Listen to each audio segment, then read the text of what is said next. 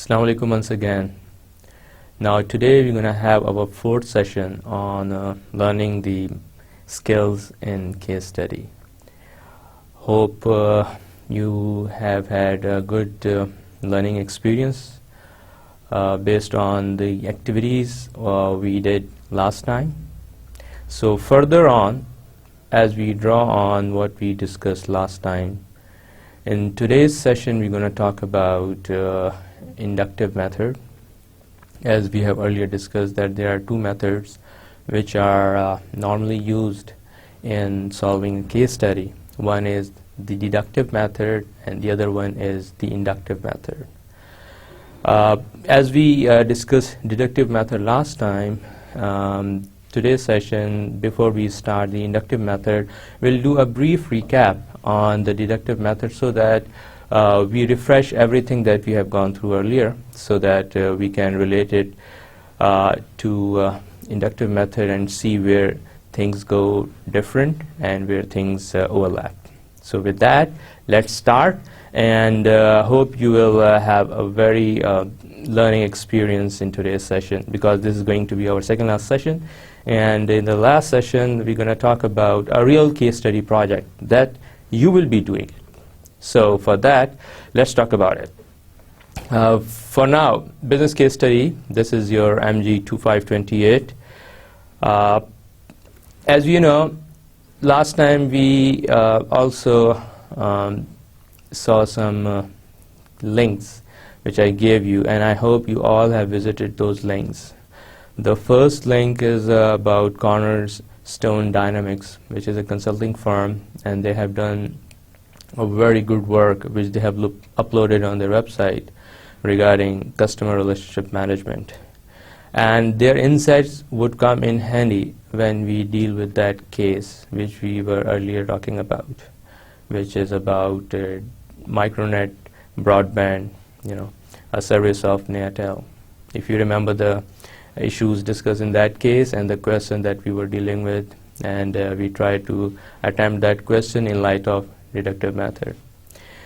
The other link was that was given to you, and I hope you all have visited that link as well. It is also about one of the consulting firms that talks about the customer relationship related issues. It's Chasm Institute, and they have given the methodology on developing a market development strategy, and they have actually come up with a checklist, a tool basically. So that would also come in handy for your analysis of that case study. And the third link was on the financial part of that, because whenever we talk about customer related decision making, we also talk about, and we want to know actually, because we are interested in the impact our decisions going to make in terms of finances, in terms of its impact on our net profits, or as we call it, the bottom line impact.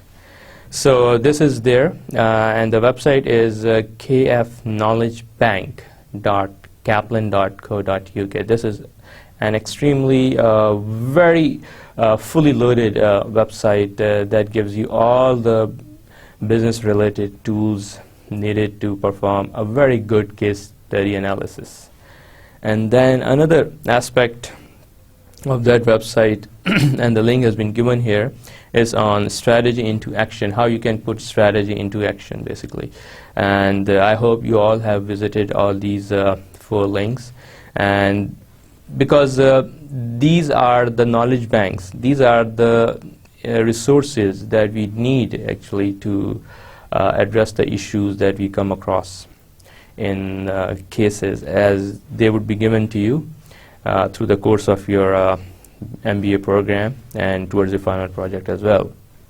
So if you have gone through all these things, then I would be amazed to know that you have enjoyed it in terms of the knowledge that you have come across here.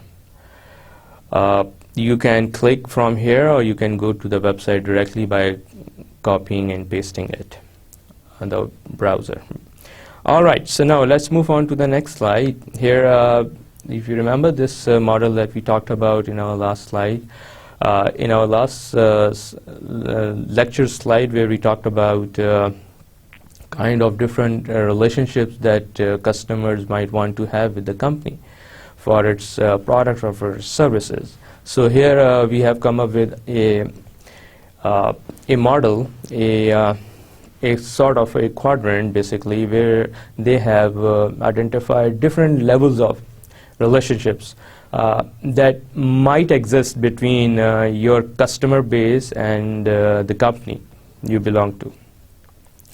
And here we have discussed about the depth of commitment and exclusivity, meaning the customer's commitment, and in terms of how preferential treatment is given to you by your customer. So इसकी depth क्या है basically, उसमें बात की कि ये shallow है, बिल्कुल भी नहीं है, ये medium level पे, and this is very much. Likewise here they've talked about basically the extent to which customer tends to stick around with your product or services, meaning to the extent they want to stay with your product or services. So this may be, they have mentioned short, unknown, meaning it's not neither known, neither long nor short, but somewhere in the middle, not even medium maybe, because you cannot come up with an exact figure here, exact number here. So it's not either this thing or this thing, so somewhere here. So one category is short, unknown, and the third one is the long one basically.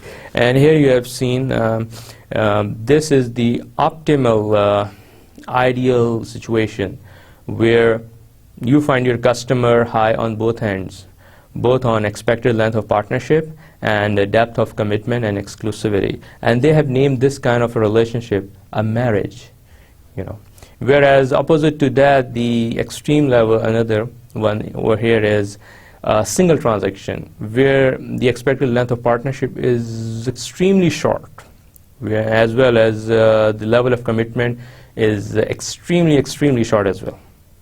And they have called this type of relationship a blind date, involving just a single transaction.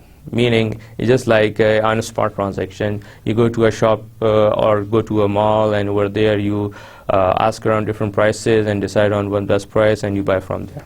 Never to return again. So it's just like that basically. And these other relationships, they just hang around in the mid basically. So how would this model help with your analysis? I hope you have experienced that when we were talking about the problem at hand, that the customers were not happy with the company's performance in terms of UPS got burnt and there was no warranty card given, and the company was asking some fee to repair that actually, and they wanted to charge customer for that service. So there was kind of a resentment. So before actually we talk about how to deal with this issue, we must first need to know how to classify, how to categorize the types of relationship that we might be having with our customers, because this kind of a situation might occur again. So in that situation, how are you going to deal with that? So basically in that scenario, we came up with a model that was already developed, and from there we were able to analyze what kind of relationship could be out there. And based on that, we could come up with some kind of a solution that would meet the, that would address the grievances of the customers over there. So basically, that model might help you with that.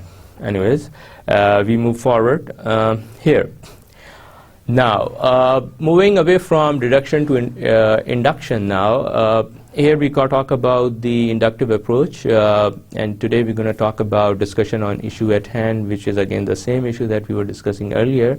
And we're going to talk about the difference, how it is different from the deductive way of analysis. And here we come to know it's about observing the patterns. In induction, what we try to do is we look at the pattern, we look at how things are happening, and from there we notice the series of occurrences and how they are unfolding themselves. Are they under influence of any external force? Why is that? There is a continuous same pattern observed or why is that there is a continuously a different pattern observed, and why is that there is some another kind of difference that you can see here.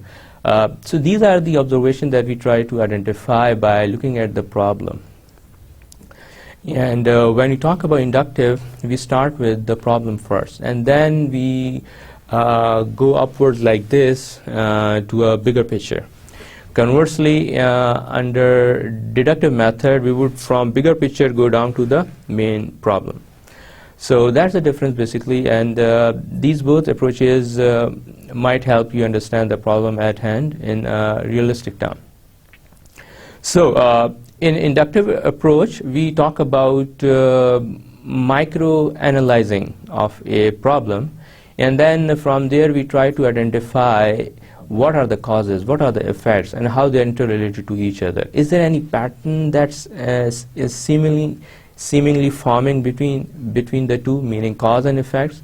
If there is, then we tend to identify that pattern, and from there we conclude that what kind of observation that is leading to. So that is a conclusion that itself would become a kind of an evidence for us to come up with an observed theory, basically, based on this pattern that we tend to identify or recognize. So in the problem given to us, it was about the warranty issue. So now warranty could be a cause, and the effect might be customers being unhappy, right? Customers' issues not addressed properly. So here you can identify a cause and an effect, and from there you can come to know, is there a pattern that would always lead to customers being unhappy with the absence of warranty card? So now here, if you can come up with the conclusion through each one of your observations that leads to customer unhappiness, then you may conclude that there is something going on which leads to the same conclusion. From there you would come to know that absence of warranty leads to customer dissatisfaction, and from there you can bring it up to the bigger picture that warranty matters a lot to enhance customer satisfaction, and from there you can come to a conclusion that it's not just about price, it's not just about performance to ensure customer satisfaction, it is also about taking into account customer grievances. So if you add a warranty card into a product, when you ship that product to the customer or install that product and you hand that to the customer, then it means that you are taking into account the customer satisfaction.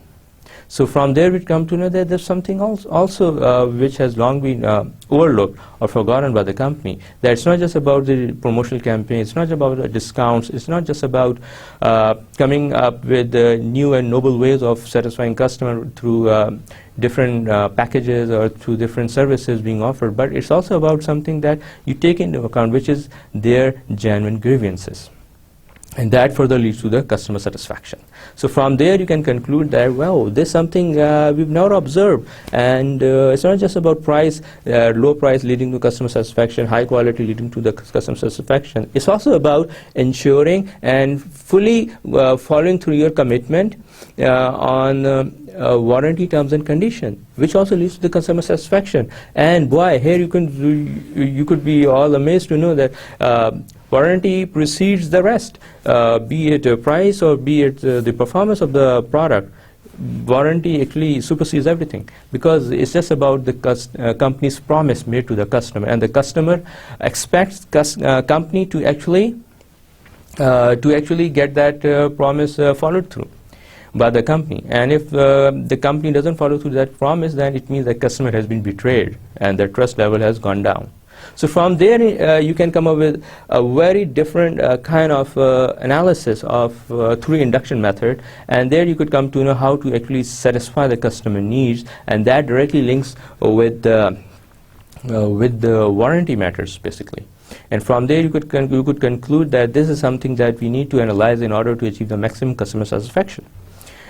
That warranty matters a lot, and customers expect companies to fulfill their promise. So Mohsin Hamid would come up with this analysis that it is the utmost responsibility on the company's shoulders to make good of all the claims that they have made with the customer should anything go bad in terms of satisfying the concerns of the customer. And if that is not done, no matter how good you are in your performance, in your pricing method and all that to facilitate customers won't be happy with you. And they would always be disgruntled, feeling betrayed by the company. And that would further lead to a soaring boiling point where they would go around telling other people about this issue, and that would actually cause other people to stay back from the company's services, because one bad customer actually creates a very bad impact through word of mouth, and that can lead to an attrition rate to somewhat 10% to 30%, or even in some cases 50%, because one bad experience shared with other potential customers would make them no customers at all, and that would be a very bad impact for the company. So anyways, with that context, with that information, we'll move forward. Case question. Again, we referred that case question earlier in light of deductive method, and this time around we're going to look at it in light of inductive method. Let me read the question again to you. Taking into account competition in the market, how would you handle this issue of warranty in a win-win way if you were in the shoes of Mohsin Hamid and you have already done the analysis of this question in terms of solution to the problem that you have to find in light of market competition, so that the solution meets two criteria. One criterion is a win-win option for both the customer, and the other criterion is win-win option for the company as well, for customer as well as the company. So you have to come up with a balanced approach by coming up with a very good justified answer. So now, if you link it back to the discussion I had on my earlier slide, where we were talking about warranty issue and how you actually identified warranty actually playing an important role in creating and achieving customer satisfaction. So from there you'd come to know how we have applied the inductive method to the same problem which we had discussed earlier in the deductive method. So with that, we move on. Analyzing case study question by inductive method. Again, we do the recap here. How to understand a question. The first thing that you have to keep in your mind, when cases are given to you, they come up with a lot of different information. Some are relevant, some are not that relevant, and some are just extraneous, which are just there to fill the space. That's it. So you have to be very much careful in identifying which matters to you a lot and which matters to you less and which matters to you not at all, right? So by doing that, you would be able to narrow down to the real problem, real issue. And the reason why I have given you one-page case slide to help have your foundation established about understanding the nuances of case studies, because simple the better. Through simplification, if your foundations are built up strongly, then you can tackle those difficult cases. So when a case is given to you, then you must narrow down to what is being asked. Some cases end with a question that is being asked, like in this case, and other cases don't give you a question. So those cases become a bit difficult to tackle actually. So in this case, you have been given a question which we have just analyzed in our previous slide, and in that you have now understood the question. Okay, what is that question asking? About achieving the customer satisfaction, and how you could do that by keeping a balance between the customer and the company itself. And that all you have to do in light of keeping in view your market competition. Because you don't want to go so much far in satisfying your customer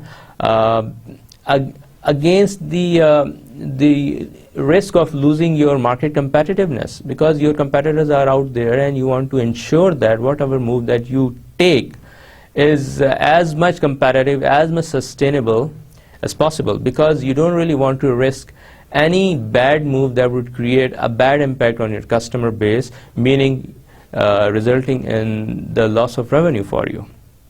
So you want to come up with something that is meaningful, sincere, and effective, and you cannot do that until and unless you know what your competitors are doing, because that way you would be able to know what must additionally that you do so that you can surpass them in satisfying the customer. So you must need to find out where is the baseline so that you can go beyond that, you can go above that level, and that baseline is your market competition, satisfying the customer needs, and you have to go a bit more ahead of that, because your customer already knows what's going on in your market, because they are quite well aware about different offerings, different grievances, how they are being addressed by different companies. So they are quite well aware of that. So you got to be aware of that as well before you actually decide on how you are going to address the grievance of the customer. And the second point is how to identify areas of focus. Yes. Now the second question is here, because when a question is given to you, the problem areas have been identified for you. Based on that, you now have to understand how that problem came into being. For that, you need to identify what are the problem areas.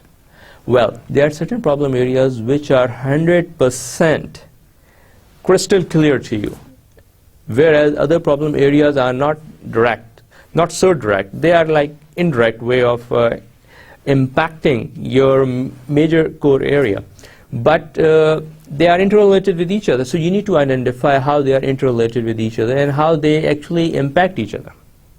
That's how you can identify the problem areas. So in that case of Mohsin Hamid's example, what could be the problem areas? Like I told you in our last lecture, here we apply that model of asking 5 whys.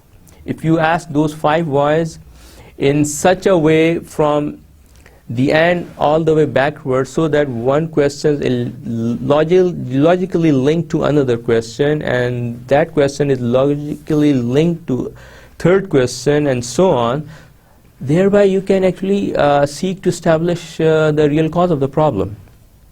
And that's the model given by one of the Japanese quality experts.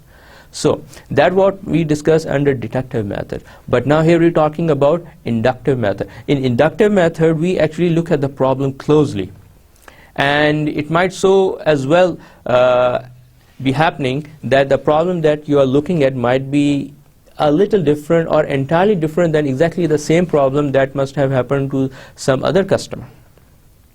So in that case, your analysis would be different for this problem and that problem. So that's the beauty of inductive method. It's just like students are given a puzzle to solve. So each student would come up with their own answer. There won't be a single short, crystal clear one way of answering that, you're solving that puzzle.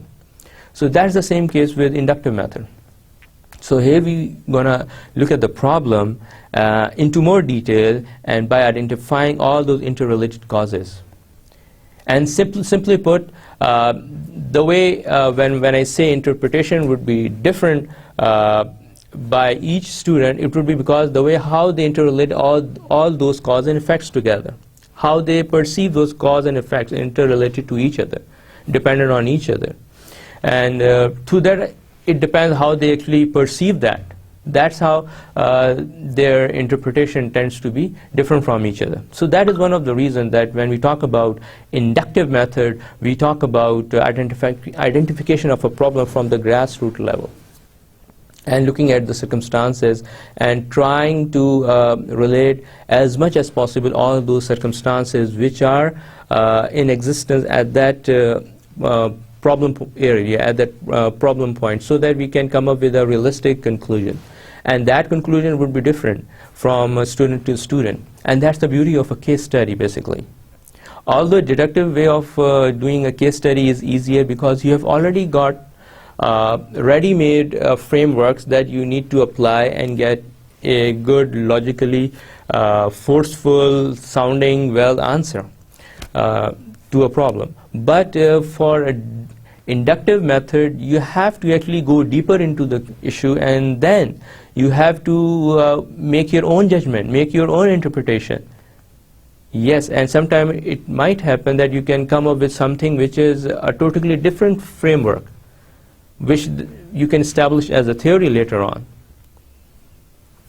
Just because by looking at the evidence, which is the problem at hand, you can come up with a new theory. So that's the beauty of inductive method. So that's why when we talk about case studies, a lot of emphasis is placed on the students, and even more so is placed on the teacher. Why? Because the teacher has to create such an activity in such a way to encourage students to come up with their different way of looking at it, way of analysis, by opening up their minds through generating a very enriching participatory kind of a discussion. That participative discussion would actually lead to further enhancement of their analysis of the problem, and that way they can come up with a very enriching answer. And that's why when we talk about inductive method, we talk about looking at the problem and then looking at all its relevant aspects. Even for that, you have to consult different areas which might not relate to your main subject area. For example, if you have come across this case in one of your marketing classes, and it asks you to look into management related or corporate strategy related areas to justify how you can analyze this problem, then you must do that, because it all talks about multidisciplinary areas. So take it as a real life problem. Basically, when you face a real life problem, then you have to look around, you have to see, and you have to come up with different possible course of actions. But you would go with that course of action which fits the bill, meaning that is the most appropriate one. And for that, you need to first exhaustively analyze all these factors which are surrounding that problem. So same is the case with the inductive method. When we talk about the very minute level of problem, then we need to know, we need to understand how even the remotest of the causes might affect it. And when we talk about the holistic approach to case solving, this is what we talk about, because when you are out there justifying your action, justifying your solution, question might be asked, what about this factor? Have you considered that factor in your solution, in your strategy that you are proposing? Then there you would be caught off guard if you hadn't done so. So that is really important. And then is how to break up in segments. And then we've talked about that question being broken into different segments and analyzing how we have to do it step by step. That really helps you, because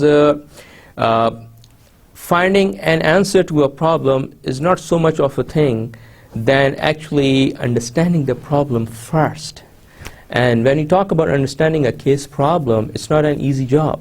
Most of the cases given to you without giving you any problem are just very complex cases, and you have to identify areas where you need to focus on, and you have to read between the lines, meaning you have to draw inferences to see how you can actually come up with a real problem statement. And then you would need to know how this problem statement got composed, so that you can address all its bits one by one. And that's how you can come up with a very good analysis, a holistic approach to case study solving. So that is really important. And when you talk about analysis of a case, always remember this thing. When we talk about a doctor-patient relationship, doctor starts with the problem, and then he or she builds it all the way up to the bigger level and see how things are impacting your health. So this is really important. When we talk about a problem in a case, then we have to focus so much on how we actually formulate that statement, because that statement would impact our analysis, our interpretation, our justification for the possible solution. So that is really important. If that statement is not correctly made, then it would have far repercussions on our strategy or recommendation later on. So this is really important as well. So now we are back to another practice session like we had earlier in our deductive method of solving business cases. In this case, we have another link, which is metapraxis.com/industry/retail and consumer. So I would like all of you actually to go to that link and download the case, and then we'll see that case under inductive method. So here we are. As you can see here on the screen, that company's website with a real business case study under retail and consumer section. We'll read that case, and from there we'll try to see how they have been able to address the issue. And before that, we actually dissect that case in light of inductive method. This is a case given on a company which is quite familiar to all of us, Unilever. Earlier it was Lever Brothers. Its background. Unilever is one of the world's leading fast-moving consumer goods companies with products sold in over 120 countries. More than 2 billion customers worldwide use a Unilever product on a given day. Metapraxis has worked on over 40 projects for Unilever and its operating companies since 1989. Okay, what's the challenge? Now here we are talking about the problem statement. Unilever had identified a number of potential acquisition targets. They wanted to acquire lots of companies, lots of possible small companies to be acquired by Unilever, that we call mergers and acquisition. You are quite familiar with these terms, I hope. Their corporate strategy group, acronymed as CSG, needed to understand the strategic fit of each acquisition target in terms of its impact of Unilever's footprint within key markets.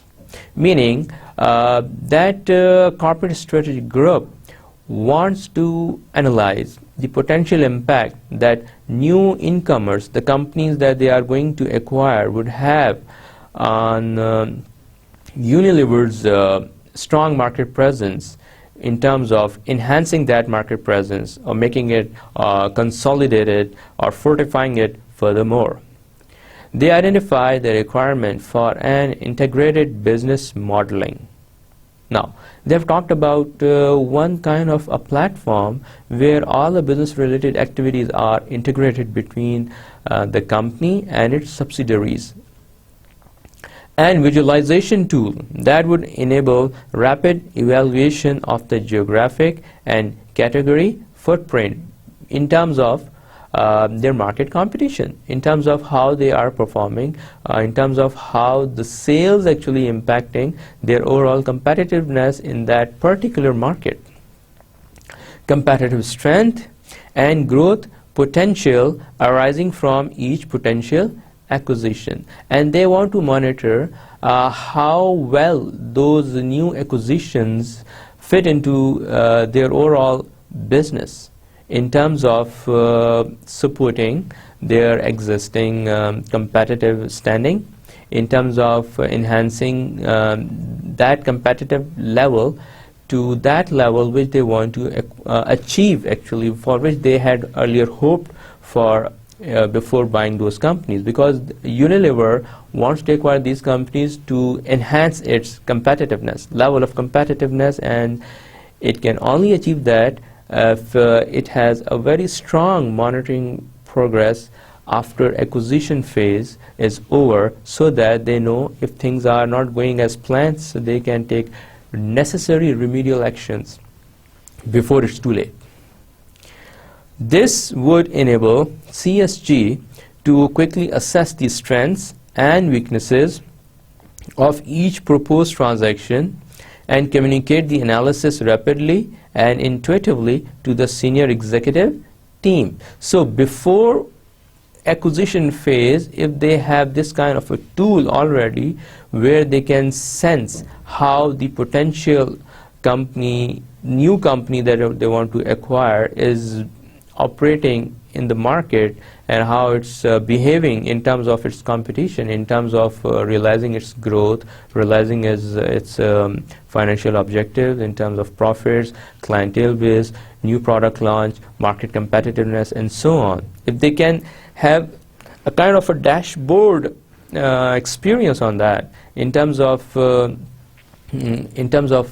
the latest highlights that we talk about in the concept of due diligence. Due diligence is that concept you talk about before actually you acquire some company, you acquire some machine even, you actually carry out a feasibility analysis. So that feasibility analysis is very much helpful for making the right decision. So they want to come up with that tool that will really help them with making a right decision before they actually acquire a company, so that they know that this company that they are acquiring would definitely meet their objectives of for which they have acquired that company for. So that's a challenge. So challenge is they must know. If we are to paraphrase this whole challenge in one statement, it would be like, how can Unilever know about its future acquisitions that they would bring in the desired result after acquisition of them? So what's the project? Metapraxis was engaged to build an interactive model that would allow CSG to explore Unilever's existing portfolio as well as that of competitors and potential acquisition targets, using data combined from internal Unilever sources and an external market data bureau. So now, the company has gone about with its strategy to provide a solution, a very robust, a very market-driven, a very effective solution, which is actually by combining two data sources, which is about internal data of Unilever as well as the one obtained from external market bureau, market research firms. So that data they have actually combined together. The model enables the team to run what-if acquisition scenarios that show the impact of an acquisition on Unilever's business. From there, they would come to know, what if we do this? What if we do that? This is what we call what-if scenario. Different types of contingencies, different types of scenarios are created that were based on those numbers obtained from internal sources as well as the market research from the external sources. So the model enables the team to run what-if acquisition scenarios that show the impact of an acquisition on Unilever's business. So from there, they would come to know about how the potential acquisition of the company would help Unilever with its objectives in the future. So they have come up with different scenarios in that case. What if sales go up? What if sales go down? What if market indicators are in favor or not in favor? What about inflation, government tax and policies, economy of scale? What about the changing customer needs and wants and threats of competition and all that? So based on that, they come up with different scenarios. Using a variety of insightful visual analytics, CSG can identify fragmented markets, predict which markets have significant growth potential, and analyze competitors' portfolios by geography and category. From that data available, you can actually identify significant new or small companies which are promising company, growth-oriented companies, so you can point them out and then you can go for their acquisition, because they are going to be the future market leaders. The model enables immediate like-for-like impact analysis, showing Unilever's market positioning before and after a potential transaction. The same thing that I said earlier, because they wanted to have this visual visual sort of information in front of them, that how were we before the acquisition and how are we going to be after the acquisition. So that is what we call a like-for-like impact. So basically that was the solution to the main problem.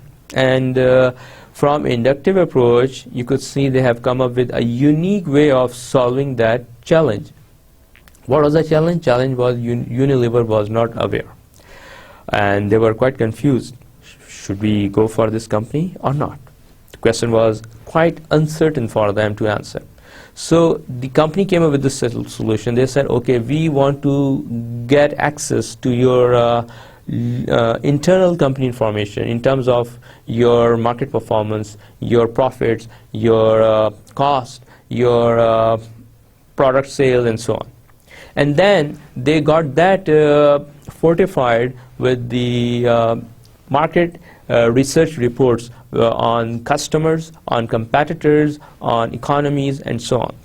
From there, they created different scenarios, series of possible or suitable strategies. And out of that, they have come up with that we call feasibility analyses. Not analysis, analyses. Analyses meaning more than one analysis. So when you talk about more than one feasibility analyses, then we talk about different scenarios. Then we talk about different what-if analyses situations. So this is what they have actually done for their client Unilever. And after doing that, they were able to come up with the picture which would tell Unilever where it stands right now and where it would stand later on after acquisition. And they have also been able to analyze other companies' performance, the ones that they want to acquire, by actually focusing on their market indicators, their market performances, their market sales, and so on, by relying on the data that they obtained from that market research firm. So that was a unique way of handling that issue, without even going into the most confidential information which other companies might be reluctant to give. So that way, this company, Metapraxis, has served their client Unilever by creating a model so that they can come up with a best decision that would help their in achieving their objective. So what are the benefit of that portfolio that they've created? Since Metapraxis has been working with CSG, Unilever has made 9 acquisitions and 8 strategic disposals, meaning they have sold out 8 subunits, whereas they have acquired 9 new subunits. Unilever has successfully realigned its sales footprint, sales impact, sales presence towards developing and emerging markets by focusing their attention toward third world countries or the newer economies, new and emerging economies, which are more fragmented, which are more sparsely separated, which are more in bits and pieces, not united but fragmented in pieces, and have faster sales growth than developed markets. So Unilever has focused its attention toward those markets. In 2014, 57% of Unilever's business is from emerging markets, which is up from 30% in 2005. And over the same period, Unilever's share price has more than doubled. So from there you come to know that Unilever has been able to focus on what? By combining two things, their market research that they would get from the external sources, whereas their internal numbers on how they are performing in terms of their market growth, in terms of their sales, in terms of their market competition, as well as the customer diversification in terms of new varieties of product being offered. So by focusing on that, Unilever has been able to deal with that uncertainty prevailing in terms around its new acquisition strategies of smaller and promising companies. So that way they've been able to come up with this solution to the problem, that how to deal with the possible new acquisitions without going through the risk of bad acquisitions, or losing money after some time when you come to know that the new company is not performing per your expectations.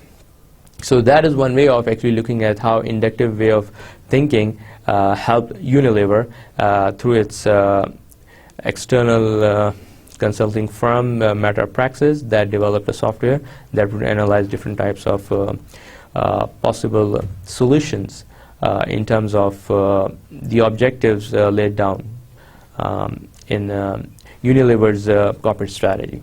So basically that's one way of doing that. So what you can do, actually, you can learn from that in terms of when we talk about challenge. So try to paraphrase this whole challenge into a sentence or two, and then try to break them up into different, like the way I've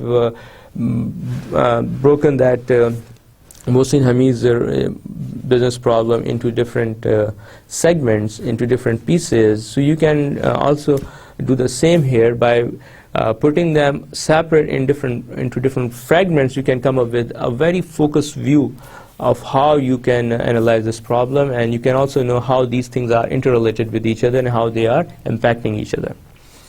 And then actually you can look at the project, which is actually a solution that Metapraxis developed for Unilever, that how they actually analyze the problem, and from there they build on that problem and then went up like this.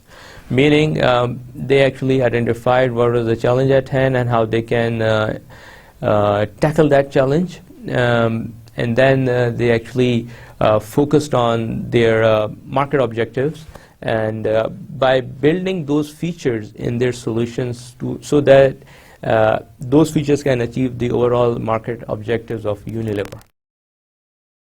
So that is that. With that, we turn back to our PowerPoint presentation. All right. So by now you must be wondering, what about that inductive method regarding Mohsin Hamid's case? So far I've given you enough time actually to think about that problem, to come up with your own analysis before I actually tell you about my analysis. So now it's the time to tell you about my analysis regarding Mohsin Hamid's case. All right, here I'm going to tell you about my analysis of that case through inductive method.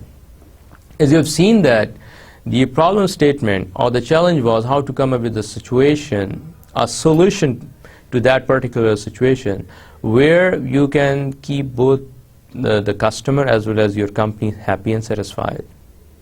So for that, by applying inductive method, I would first look at the problem closely, and from there I would conclude one thing, and that thing is that in order to satisfy customer, we need to understand customer first.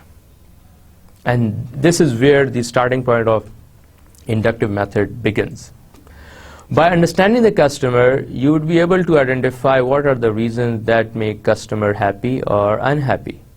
And then you would look around and see the best practices, because when you come up with a solution, even if it's a good solution that you have come up with on your own, but if you can provide some references that would further substantiate your logic behind that strategy. So for that, I would look into customer relationship management, I would look into marketing, I would look into customer analysis. These are the areas, these are the courses also which are taught to MBA students. From there I would come to know there are certain best practices and the cases that I would consult. From there I would also come to know that there are certain companies which are too much involved in dealing with customers. Okay, so now here you are trying to do the exploration part. So there is no like a clear-cut way of telling you, okay, hey, go there or go here, and you would come up with a solution. So I'm giving you different ways how I would be able to come up with the solution. So by looking here and there and coming up with different sources of information and so on. So one thing that I just started with, it was about knowing the customer. So I would then look around and see what are those businesses that are most of the time in constant touch with customers. So I think hoteling industry is one of those actually. And when I look around, I was able to find some best practices. Best practices that were created by two famous hotel chains, namely Marriott and Ritz-Carlton. Ritz-Carlton is a very famous chain, just like Marriott. And what I found out was actually Marriott has come up with a very interesting concept, and that is called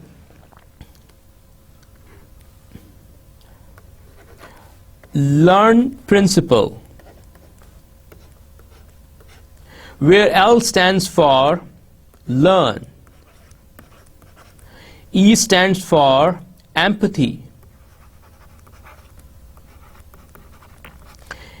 A stands for apology,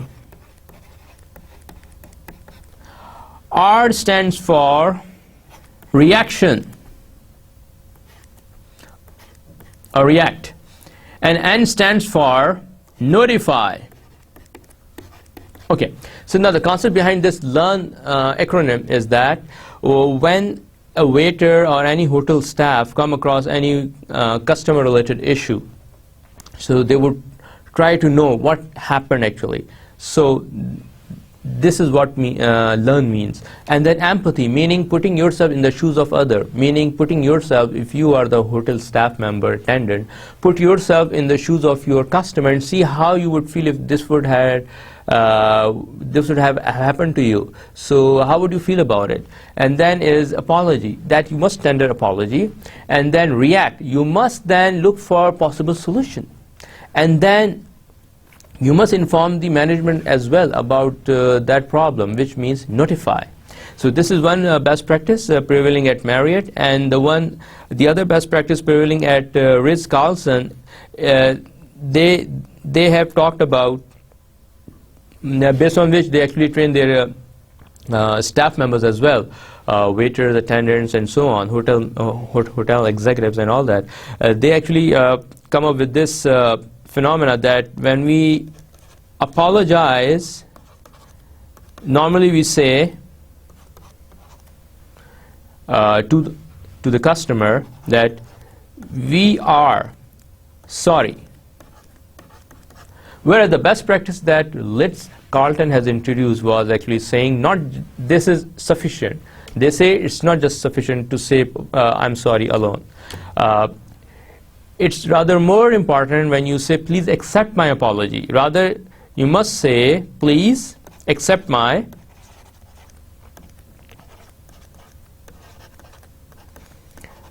apology, which means that you are being more sincere, which means you are being more intimate in terms of relating to customer, in terms of trying to understand the customer, in terms of coming up with your justification and giving a sincere apology, not just in terms of throwing something at the customer saying I'm sorry, rather being more personal.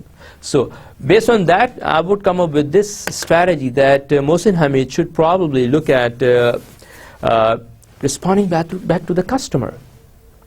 And one thing more I forgot to mention here about Ritz-Carlton, that they have also given their employees this authority to pay to their customer, to pay their customer by going out of the way to redress their grievances. And that's a new best practice, that where you actually enable, empower your employees by giving them this authority that they can have access to certain amount of budget which they can use to address customer grievances by doing something more for that, by doing more above and beyond, over and above for that, so that they can feel more taken care of, the customers. So that is one of the best practices. So from there I would come to know, okay, what are actually currently being done if I were to be in the shoes of Mohsin Hamid. And from there I would come to know, okay, how we can address this customer grievances issue.